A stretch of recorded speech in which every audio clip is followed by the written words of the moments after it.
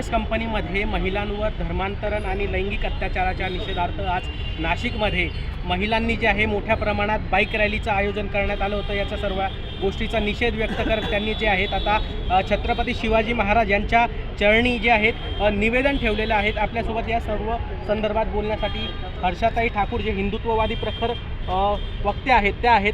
काय नेमकं आपण या ठिकाणी जिल्हाधिकाऱ्यांकडे जे आहे ते निवेदन न देता छत्रपती शिवाजी महाराज यांच्या चरणा जवळ जे आहे ते निवेदन ठेवलं आहे, काय नाही? प्रशासनाला वारंवार निवेदन देऊन हिंदू समाज हा थकून गेलेला आहे। आम्ही आता खरंच थकलो आहे। प्रशासनावर आता आम्हाला बिलकुल पण विश्वास राहिलेला नाही आहे। आता छत्रपती श्री शिवाजी महाराजांच्या चरणामध्ये आम्ही हे निवेदन ठेवलं आहे। आता महाराजांनाच एक कळकळीची विनंती करतो आहे की महाराज तुम्ही पुन्हा जन्माला या आणि आमच्या आया बहिणींची सुरक्षा करा। तुम्हाला पुन्हा जन्म घ्यावा लागेल। आज हिंदू धर्मावरती जे संकट आले, आज नाशिकमध्ये प्रभू श्रीरामाच्या पदस्पर्शाने पावन झालेली ही भूमी आहे।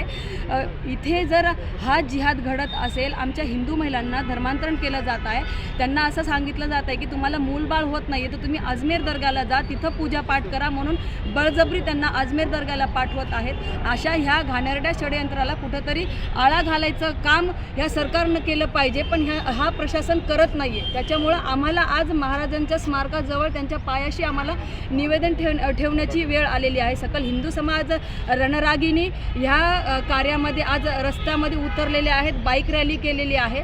पण मला सांगायचं एकच आहे की राजकारणाशी आमचं काहीही घेणं देणं नाही आहे, पण आज इथं काही जर राजकारणी सोडले तर बाकीचे राजकारण फक्त हिंदुत्वाच्या नावावर वोट घेणारे हे गेलेत कुठं गेलेत? आज यांना हिंदुत्वाच्या नावावर वोट पाहिजेत, पण आज हिंदू बहिणीच्या सुरक्षितेसाठी हे रस्त्यावर का आलेले आहेत? फक्त एक आमदार आलेले आहेत, बाकीचे आमदार काय झोपा काढतात का? मला हे सांगत ताई, हे जे धर्मांतरण प्रकरण सुरू आहे या टी-सी-एस कंपनीमध्ये सुरू होतं, महिलांवर लैंगिक अत्याचार सुरू होते, महिलांना पदाची जी आहे ते आम्ही दाखवत होते, त्यानंतर पार्टीसाठी जे आहे ते एका ठिकाणी बोलवत होते आणि त्यांच्यावर एक ती जी निदा खान म्हणून जी HR आहे तिच्याद्वारे जे आहे ते तिचं मन जे आहे ते वळवत होते।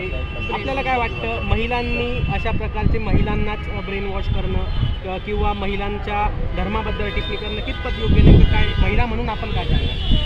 प्रत्येक जागी बघितलं गेलेत। आत्तापर्यंत मी 2200 ते 2300 लव जिहादचे केस हँडल केलेले आहेत। ह्याच्यामध्ये ह्यांचं षडयंत्रच आहे की हिंदू मुलींना फसवायचं, हिंदू मुलींचं ब्रेन वॉश करायचं। फक्त असं नाही आहे की 20 ते 21 वर्षाच्या मुली ह्यांना टार्गेट करतात, हे 17 वर्षाच्या मुली फसवतात आणि ज्या मुली ह्या 18 वर्षाच्या होतात तेव्हा ह्या 18 वर्षाच्या मुलींना ह्या पळून नेतात। 30 दिवसाची नोटीस असते, ह्या जिहाद्यांना माहिती असते। 18 वर्षाच्या मुलीला पळून नेऊन त्यांचं लग्न झाल्यावरती त्यांना 30 दिवसाच्या नोटीसची काय म्हणतात त्याला तारीख संपल्यानंतर ते येतात आणि त्याच्यानंतर कायद्याने ही मुलगी त्यांच्या ताब्यात जाते आणि हिंदू परिवार हा लाचार बनून हा फक्त बघत बसतो।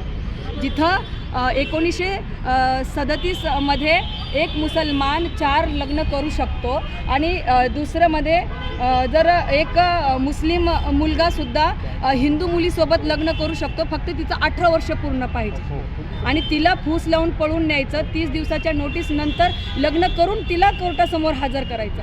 हा पण कुठं ना कुठं हा प्रकार थांबला पाहिजे। आपल्याला नेमकं काय वाटतं आता या संदर्भात ही केस जी सुरू आहे यात वारंवार जे 9 गुन्हे दाखल झाले आहेत मुंबई नाका पोलीस ठाण्यामध्ये, त्याच्यावर सारखं कोर्टात जे आहे ते केस चालते, परत त्यांचा पोलीस कोठडी त्यांना मिळते, परत एक दिवशी MCR होतो। आता ही केस कशा पद्धतीने चालायला पाहिजे, नेमकं काय वाटतं? आता मला असं कळलं आहे की जिहाद्यांनी बेलसाठी अप्लाय केलेलं आहे, पण आम्ही सकल हिंदू समाज कधीच ही बेल आता आम्ही होऊ देणार नाही, कारण की सकल हिंदू समाज आता एकत्र येऊन काहीतरी ॲक्शन घेणार आहोत। आणि दुसरी गोष्ट, फक्त हे कॉर्पोरेट जिहाद हे कंपनी पुरता नसून आता जे 24 तास जे मेडिकल चालू आहेत, काही गरीब हिंदू मुली ह्या मेडिकलमध्ये काम करतात, त्यांचं पण ब्रेन वॉश करायचं काम चालू आहे। ह्या फक्त पैशासाठी, घर परिवारासाठी, घर चालवायसाठी ह्या 24 तास रात्रीसुद्धा मेडिकलमध्ये काम करतात। कुठल्या ठिकाणी पूर्ण नाशिक जिल्ह्यामध्ये जे 24 तास रात्री मेडिकल चालतात त्या मेडिकलमध्ये हिंदू महिला पण आहेत, हिंदू मुली पण आहेत, काही अशी मेडिकल आहेत। तिथं पण सगळ्या मुलींना पण असं सांगायचं सांगायचं आहे की स्वतःची काळजी स्वतः घेणं गरजेचं आहे. प्रशासन तर आता शंड होऊन बसलं. आपल्याला काही आढळलंय असं जे ब्रेन वॉश हो. करतात आपल्याला कुठल्या ठिकाणी आढळलं नेमकं? मी स्वतः लव जिहादविषयी आज 2021 पासून कार्य करते. आज खूप साऱ्या मुलींचे स्टेटमेंट माझ्याकडे रेकॉर्ड आहेत. कित्येक अशा बालसुधारगृहामध्ये धर्मांतरणाचा प्रकार संभाजीनगरमध्ये चालू होतं. ते बालसुधारगृह आम्ही बंद केलेलं आहे.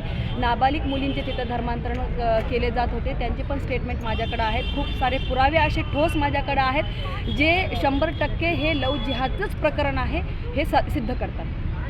नक्कीच आपण जर बघितलं तर आपल्यासोबत हर्षताई ठाकूर होत्या. हिंदुत्ववादी प्रखर वक्ता म्हणून एकंदरीत त्यांची ओळख आहे आणि महाराष्ट्रातच नव्हे तर नाशिक जिल्ह्यामध्ये जे आहेत मेडिकलमध्ये जे रात्रीच्या मुली जे आहेत ते काम करतात त्यांचं देखील ब्रेन वॉश करण्याचं काम जे आहे ते नाशिकमध्ये मोठ्या पद्धतीवर सुरू आहे. अशा प्रकारचं देखील त्यांच्याकडून एकंदरीत जे आहे ते सांगण्यात आलं होतं आणि या ज्या आरोपींनी आत्ता बेलसाठी जी अप्लाय केलेलं आहे ती बेल देखील आम्ही होऊ देणार नाही अशा प्रकारचं तरी एकंदरीत त्यांच्याकडून सांगण्यात येत आहे. वैभव घुगे, LS मराठी, नाशिक.